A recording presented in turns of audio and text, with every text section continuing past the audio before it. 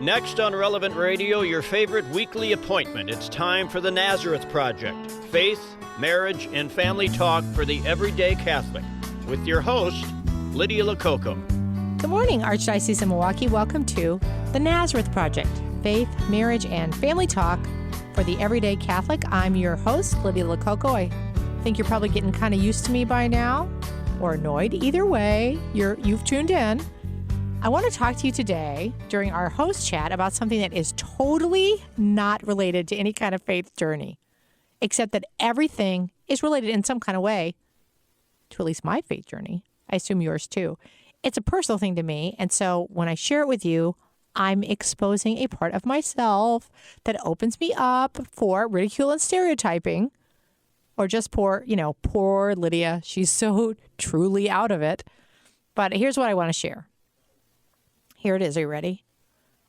I love libraries. I love libraries. I love libraries. There, I said it. I don't just love them. I mean, I really love libraries. I spent part of last Saturday at one. And I think that part of why I do love them is that I spent so much, gosh darn, time in them growing up. They're like my second home. But then I go the next step and I get really crazy and I start ranting and I say things like, how can people live without books? So that's not going to be this show, but I could really go off on how can people live without books.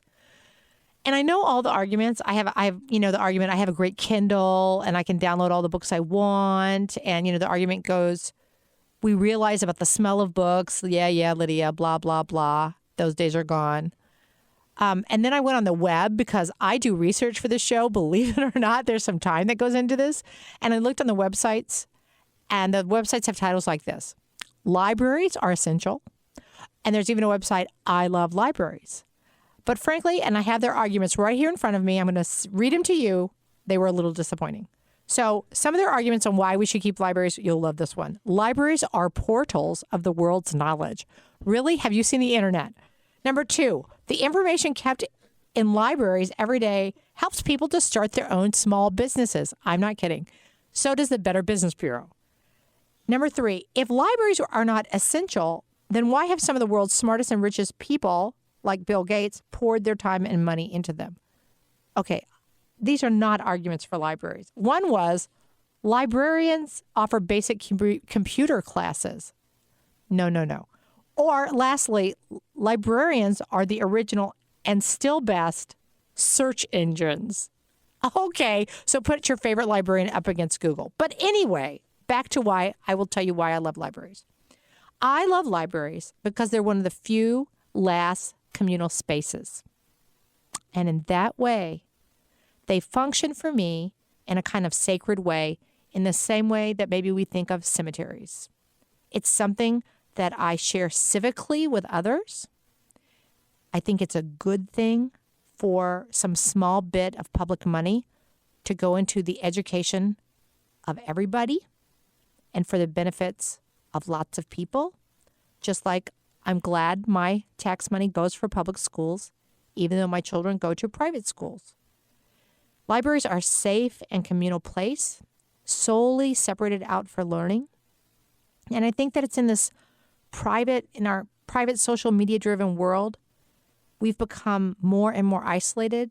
A library then kind of becomes a flagship, not out of nostalgia, but really out of something that appeals to what is better in all of us. We've lost our communal sense of gatherings like Rotaries and Elks Club, VFWs, and frankly, church groups like Christian Women. And I think we need them. I think there's a place for face-to-face interaction and for coming together, not to get something or buy something, but rather to come together to share and become a better person. You don't have to be a brain surgeon to know why Starbucks are popular. Why I love libraries isn't really just about the books. It's about having access to a space, a place created by people for a predetermined reason, a good reason. I think about that coming together today when I introduce our guest in a few minutes. In a world where all of our connection to other real people is in drive-thrus or online, real personal interaction, even in silence in something like a library, is a very rare thing. And in growing in our faith, it quickly becomes apparent that if we lose the ability to interact with others, if we lose that communal sense of longing, we lose our ability not just to help other people, but also to share the light of Christ. Kevin O'Brien has done nothing more and everything than to give men a place to come and to be. So simple, no money. And in our world today, that's everything. Coming up on today's show, we will listen to my interview with Kevin O'Brien, who is the co-founder of the Men of Christ Conference. We're going to take a quick break now. When we come back, I'll be chatting with Kevin. You're listening to The Nazareth Project on Relevant Radio. We'll be right back.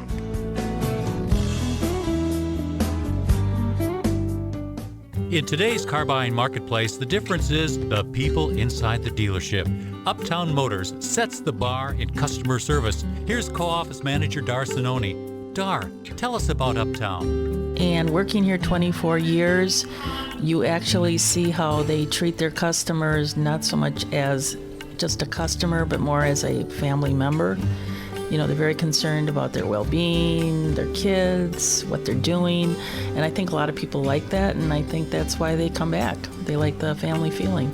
Oh, in 24 years, I've seen a lot of repeat customers. I mean, basically, you end up knowing them by name, you know, because you see them so much. So there's quite a bit of people that come in here over and over again and buy their cars. Buy a new or used car from Uptown and they'll donate $200 to the parish of your choice. This is not a gimmick. It's who they are. Stop in and see what customer service is all about. Uptown Motors, Catholic owned, Catholic proud. RelevantRadio.com, keyword Uptown. And now more The Nazareth Project with your host, who, by the way, during that commercial break, continued to talk, Lydia Lococo. Welcome back to the Nazareth Project, Faith, Marriage, and Family Talk for the Everyday Catholic. We're so glad you're here. We're so glad you're tuned in. You know, we play not only on Friday mornings, but we encore on Saturday and Sunday mornings also at 9 a.m. I'm Lydia Lococo, and with me in the studio today, I'm so happy to have Kevin O'Brien. Kevin is the co-founder, you might have heard of this, the Men of Christ, hopefully you have, the Men of Christ Conference, which has grown into one of the nation's largest men's conferences. He really has a deep and personal conviction, which if you go to any bookstore, you will see is shared by many people, that there's a man crisis in our country. There's specifically a Catholic man crisis. And he wants to work using the Holy Spirit. He wants to reach out and call men back to the church. He is a husband of 14 years. He's the father of 7. And along with my 4 young adult sons' husband, he agrees as a former professional football player that all problems in the world could be solved if we all just played more football. Right. The game of life. It's the game of life. Right. And it's always a big game. See, that's what I don't get. I'm like, honey, what are we doing on Sunday? I guess we're watching a football game. Lydia, it's a big game. It's a big Every game. Saturday's a big game. Or Sunday. Every right? Sunday's a big game. Yep. So, Kevin, what I want you to do is I want you to assume that our listeners, because the host here doesn't know either, are not really acquainted as well as you are with the quote-unquote man crisis in the church. So you've got a remedial audience here. I'm Okay, it. sure. Talk to me about the man crisis. Well, let me tell you. I'll tell you a little bit about what we see. First of all, why we started Men of Christ is really to address that, right? A need. The world needs, the church needs men to get back in the faith, and we see this everywhere, every day, in regards to guys not being engaged in the faith, in their family, in life. And the question is why? Why are they so disengaged? Why? You know, when you look at the faith, and we've got a lot of numbers here and data that just shows from a trend perspective that men are disengaging themselves with the faith. Why? And there are a lot of reasons for that. Culturally, you know, I think men are getting beat up. They just don't know what it means to be a man. I think some of the institutions that men used to have, some of the cornerstones that they would use to come together are being dissolved. I think men now are more almost in silos. You know, they're alone, right? And I think a lot of guys are afraid of what to do, how to do it. They have the daddy wound, a lot of the divorces that have happened. So there's no mentoring. So, we asked a question 2 years ago at the conference. We said, what's holding you back? Why are you not engaged? And the number one comment, the theme there was fear, afraid of failure, fear of looking like a radical, fear of this, that, or the other thing. So guys are afraid, and they just don't understand. So when we talk about the man's crisis, it's just to realize there is a crisis, that men want to be engaged, but they're really not being trained. The environment to train them, as women would know, or wives would know, you got to train men, and they need it. You can train them to do great good and be selfless, or you can train them to be selfish. And I think a lot of that, especially culturally, that's where men are leaning. And then when you look at, from a Catholic faith perspective, I think a lot of guys just don't feel like they're engaged. You'll hear this a lot. Well, I go to Mass, and it kind of just, we talk about love. Love, not the cross love, that sacrificial love that really drives men. More of the fluffy love, right? Of if just feels good, do it type of stuff. And I think that lack of challenge from a faith perspective is also just like, okay, I'm not going to do this, especially for our younger men. They're like, this is weak. There's a perception of being a Catholic Christian man of being weak, and they don't want to be associated with that. So there's all these different things going on in a man's head, in his life, of what do I do? And so from a Men of Christ perspective, we're trying to do two key things, right? Overall, people say, well, what do you guys do with Men of Christ? We're trying to help men be better men, right? Overall, depending on wherever their vocation is. But with that, we want to help men develop friendship with God and friendship with each other, that vertical plane of the cross and that horizontal plane of the cross. Get that, start spiritual, work temporal. Really get that alignment right. If you don't fix the soul, you can't fix anything. And there's just so many things going on in a man's life that we want to try to help and create a right environment to allow them to do that. I try not to interject my thoughts. Don't break into laughter, producers. But but I mean, I do think I can speak to this because I've been married 30 years yesterday, Yep. and I have 4 sons, all over the age of 21. So 21 to 28, 22 to 28, something like that. And then I have 4 daughters. And wow, guys are different. Yeah. One thing I notice, like people think of women as relational. Guys aren't gonna, and if you want to write that I'm being sexist, feel free. Bring the phone calls on. I'm too old and tired to care. Guys aren't gonna listen to women. They might listen to women. I mean, they'll listen to their wives. I don't mean that. Women are a huge influence. But what I mean is, guys need that bonding with other guys in a very mysterious way. It's mysterious to women. Here's my example. Right. So I should have known that my sons are not, I should get their ages right. They are 23 to 28 because they're born in 5 years. But so they have this, they're all grown men. One's in Cambridge. One's in Rome studying for the priesthood. They're all over the world. They all have this new diplomacy game. Like it's this jacked up risk game. That's really, really hard. That no woman in her right mind would spend time on this. And Frank mailed copies of the game to Rome and to Cambridge, and they're all going to take a year to play this game of basically taking over the world. Right. Now, they got their own website, and it's 5 guys. Five guys. Right. Climb the mountain, conquer the thing. And I think when you say they don't feel challenged, they want to be asked to jump higher, right? They want to be asked to sacrifice and to, I don't know what it is. It's an amazing thing for women to observe, but it's you can mommy them and baby them and, oh, here's your lunch, and I put the note in it and I embroidered it, and they go, Mom. Or like my husband said, I came to a certain age and they said, quit yelling Johnny from the stands, honey. Go Johnny, run with the touchdown. Right. No, ixnay on the amme. Yeah. Right? Men need men is what I'm trying to say. And Men of Christ is very successful because they have tapped into the need for our adult child of divorce. And like you said, you don't have mentors and you're providing friendship, the apostolate of friendship. Right. That's exactly, we had a priest tell us that. You know what Men of Christ is? Men of Christ it's is an just apostleship of friendship. And it really works. There's a couple of things I want to address that you said, and it actually gave me chills in you saying it. So that, to me, is like you're right on the money. One, from a woman perspective, so all the ladies out there, men need to be affirmed.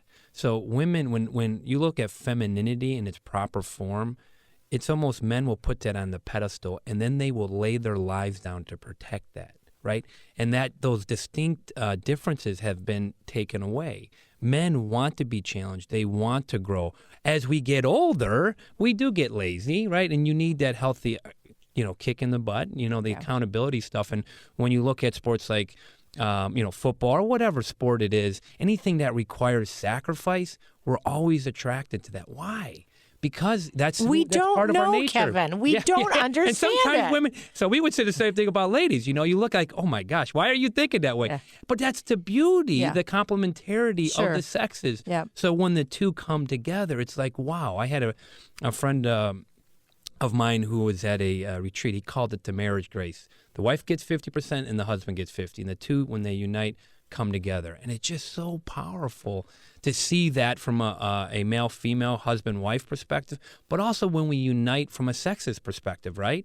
And I think even to your point, you're like, well, if people write in and this is a sexist thing, that we are inherently thinking these things where, if a man is tough and strong, well, you're like a goon or you're a ruffian or all these types of terms, when in actuality, we want that. And women want that. Oh, I can tell you, women, don't lie to me out there. Do not lie to me.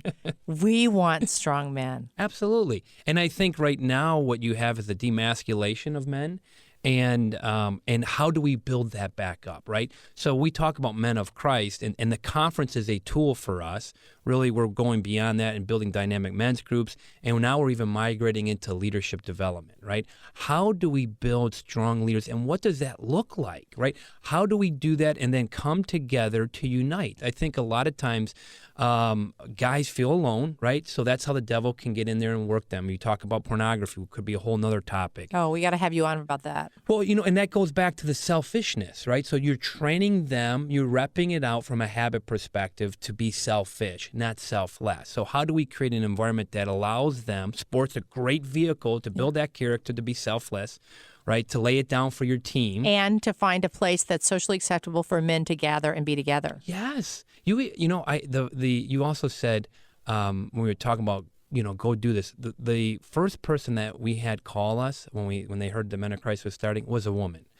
All good women know that men need to be together. They know that. And to me, that's a mystery in itself, where intuitively they're like, I know this. We would get letters like when the first conference we had, we were selling out.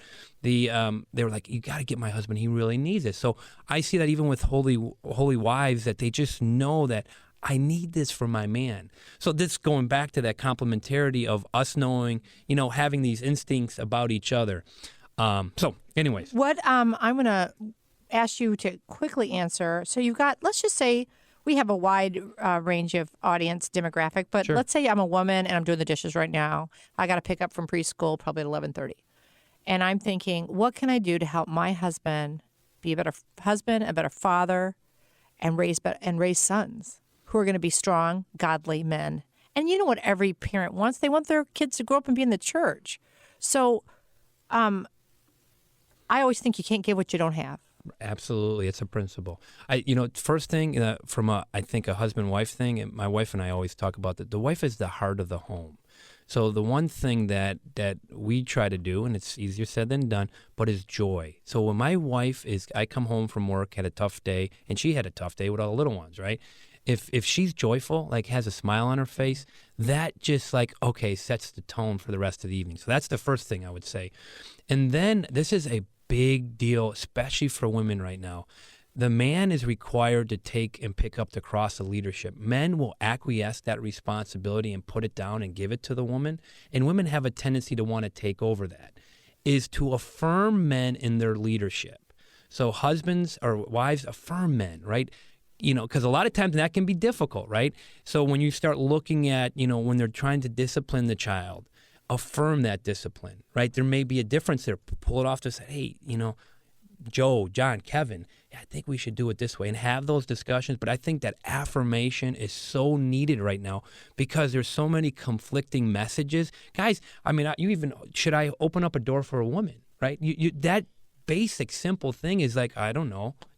That's the type of stuff that I think men just are confused about. So that affirmation of their natural leadership responsibility will help them be good leaders and migrate them from that selfishness, because they'll shut down, to that selflessness, which is what they want. They're laying their lives down for their wives and for their family. I think one basic thing people can do is they can publicize and talk about their neighbors and go on our website for the link for the Men of Christ Conference. It's an annual event. It sounds like it's a long way away, but those calendars get crowded. And so maybe it means that you're going to have to do all the soccer driving on March 14th, which is the date for Men of Christ in 2015, March 14th. Maybe it means you're going to have to look ahead and say, this day I'm going to let my husband and sons go, and we're going to have a girls' day. We'll start all kind of new traditions in the neighborhood. And maybe it means that your husband maybe doesn't want to go by himself, but he doesn't really know how to set up. They have no social skills, most men. So it's all the behind the scenes with the wives. Yep. But you can do it. We're going to post everything on our website. And we're going to for sure have Kevin O'Brien back on again, because I want to get into all kind of issues. Number one, pornography and men, and how that's ripping through marriages. Yes. and hurting our engaged couples. He's a wealth of information. He's a great resource for us in the Archdiocese, but specifically on ministry to men. Thank you so much for coming. I really appreciate it. Kevin, so you promise you're going to come back? I would love to come back. This is wonderful. Thank you for having me. I know, this is great. We're so glad that we now are on AM and FM, because we have a very large footprint with Relevant Radio, and we love Relevant Radio. So don't forget to visit thenazarethproject.com. We're going to post details of our talk with Kevin. We're going to post stuff about his work. We're going to post things about Men of Christ, and we're going to post your link to registering for Men of Christ. Put it on your calendar, March 14th. We're going to take a quick break now, and when we come back, it will be time for the mailbag. You are listening to The Nazareth Project on Relevant Radio. In today's car buying marketplace, the difference is the people inside the dealership. Uptown Motors sets the bar in customer service. Here's Uptown Motors' third-generation operator, John Pintler. John, tell us about Uptown. Well, the cool thing about Uptown is we've served Milwaukee and the Wauwatosa community for 67 years at this point. And we're a firm believer that business and customers can get along and do things in a mutual way here. And what's good for our customers is good for our dealership. And what we really thrive on is having people come back time and time again. A lot of our customers are people I've grown up around. I started out as a lot attendant. I was washing people's cars. I would drive them home when they were here for service. Then I started selling cars and got to work with these people. And now I'm in a position where I get to help structure deals where we find the way to make the payments and the car all come together. And these people really become family. Buy a new or used car from Uptown and they'll donate $200 to the parish of your choice. This is not a gimmick. It's who they are. Stop in and see what customer service is all about. Uptown Motors, Catholic owned, Catholic proud. RelevantRadio.com, keyword Uptown. We are back with the Nazareth Project on Relevant Radio and your host, Lydia Lococo. Welcome back to the Nazareth Project, faith, marriage, and family talk for the everyday Catholic. It's time for our mailbag. Thanks for sending those questions and community calendar items. Remember, you can always use our dedicated voicemail, 414-758-2241. Leave me your first name and parish. Ask me anything you want. Or email me, nazarethproject@archmail.org. We'd love to put your stuff up on our community bulletin board.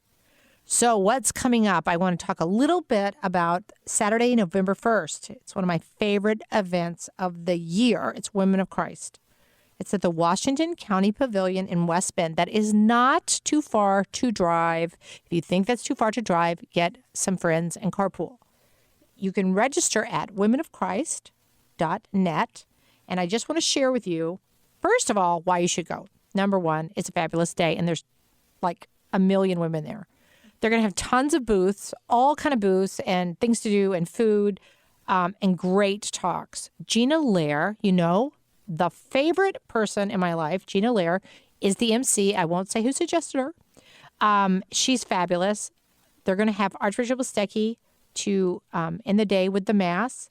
Father James Kubicki from Apostleship of Prayer will be there. Rosario Rodriguez, very famous, well-known, beautiful young woman, is going to be there to share her faith. And Father Andrew Apostoli is going to be also a guest speaker.